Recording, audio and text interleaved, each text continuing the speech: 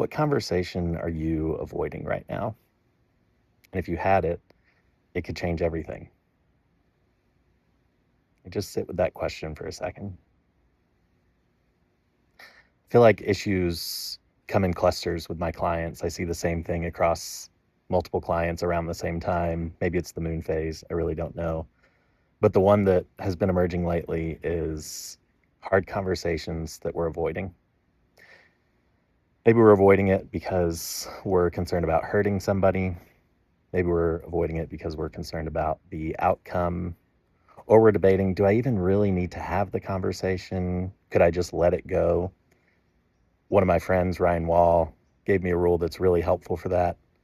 At the point that you've rehearsed the conversation in your head twice, you need to have it. You're not going to be able to let it go. And I love that rule. But why don't we have it? It's because they're hard. That's why they're called hard conversations. And so I want to share with you a couple things that have been helpful for me. One, it's dealing with this idea of not hurting somebody. And it's just a reframe, because imagine how they would feel if they found out that you had been holding on to this frustration or this resentment that you have for them all along and not talking to them about it. Because here's the reality. You may think that you're hiding it, but you're acting it out. They talk about this in the book Crucial Conversations, which I love and highly recommend. That resentment you're feeling becomes the lens through which you are viewing all of their actions and behaviors, how you behave towards them. And whether they consciously see it or not, they subconsciously feel it. And it's harming the relationship, and the longer you hold on to it, the more harm is done.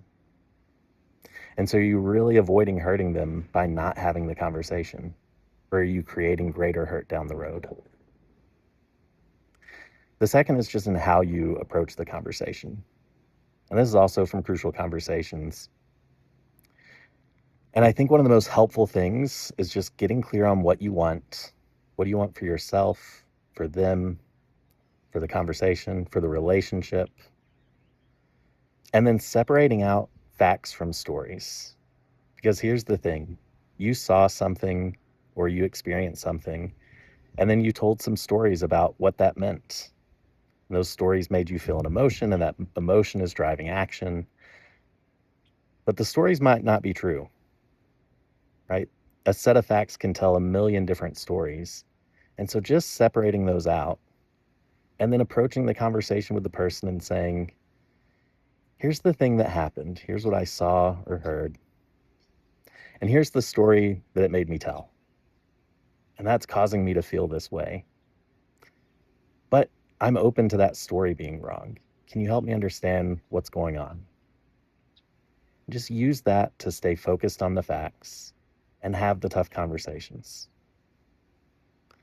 So my passionate plea with you, when you're stuck because you're avoiding a conversation, have the conversation. I know it's hard. Life is hard. Tough shit. If you want to be a great leader, you're going to have to do these things. And if you need help navigating it, happy to hop on a call. Reach out, let me know.